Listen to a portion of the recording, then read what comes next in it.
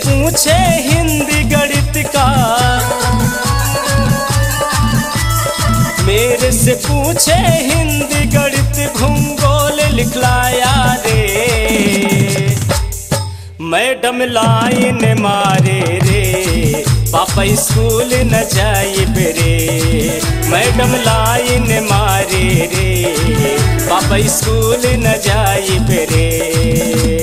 मेरे से पूछे हिंदी गणित का, मेरे से पूछे हिंदी गणित भूगोल लिखलाया रे।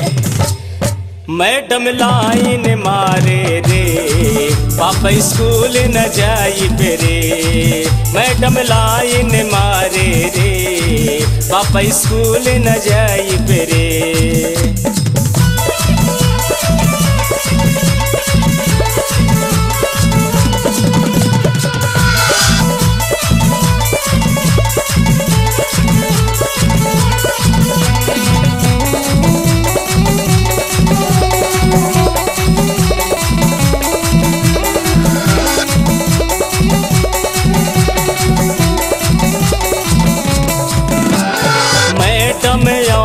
प्रिंसिपल जी का चल रो नैन मटक्का रे।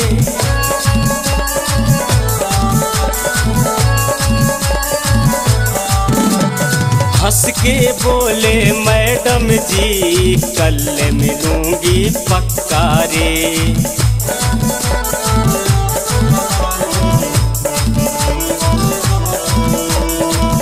मैडम और प्रिंसिपल जी का चल रो नैन मटक्का रे। हंस के बोले मैडम जी कल मिलूंगी पक्का रे। महादेव द्विवेदी जी से, महादेव द्विवेदी जी से नैना लड़ावे रे। मैडम लाइन मारे रे, पापा स्कूल न जाइब रे। मैडम लाइन मारे रे, पापा स्कूल न जाइब रे।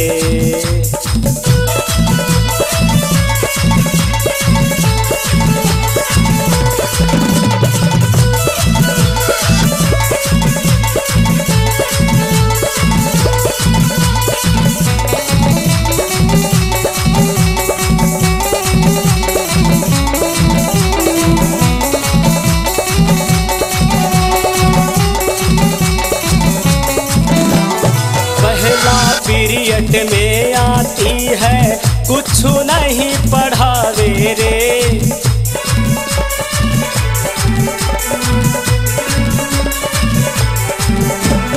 हंस के जाती ऑफिस में प्रिंसिपल से बतियावे रे।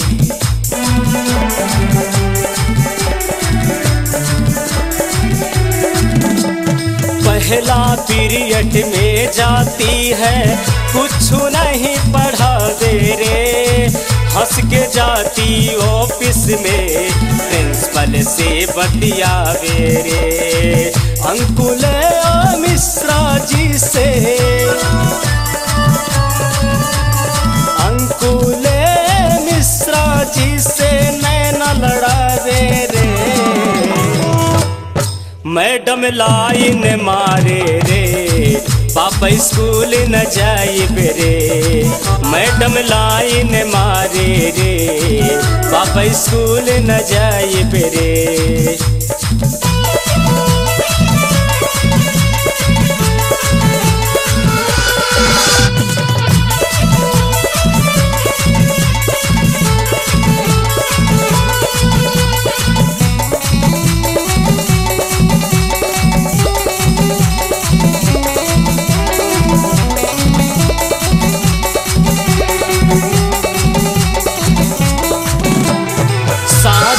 स्कूल के बच्चे बिगड़े मैडम जी को देख के।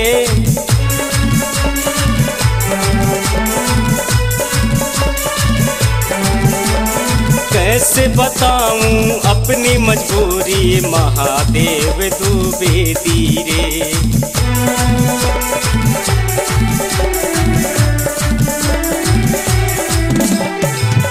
कैसे बताऊं अपनी मजबूरी, सब लोगे परेशान रे।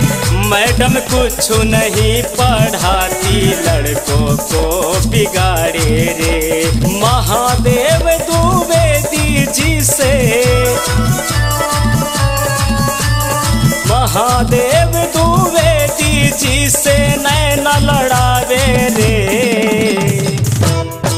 मैडम लाइन मारे रे, पापा स्कूल न जाइब रे। मैडम लाइन मारे रे, पापा स्कूल न जाइब रे। मेरे से पूछे हिंदी गणित का, मेरे से पूछे हिंदी गणित भूगोल लिखलाया रे। मैडम लाइन मारे रे, पापा स्कूल न जाइब रे। मैडम लाइन मारे रे, पापा स्कूल न जाइब रे। मैडम लाइन मारे रे, पापा स्कूल न जाइब रे।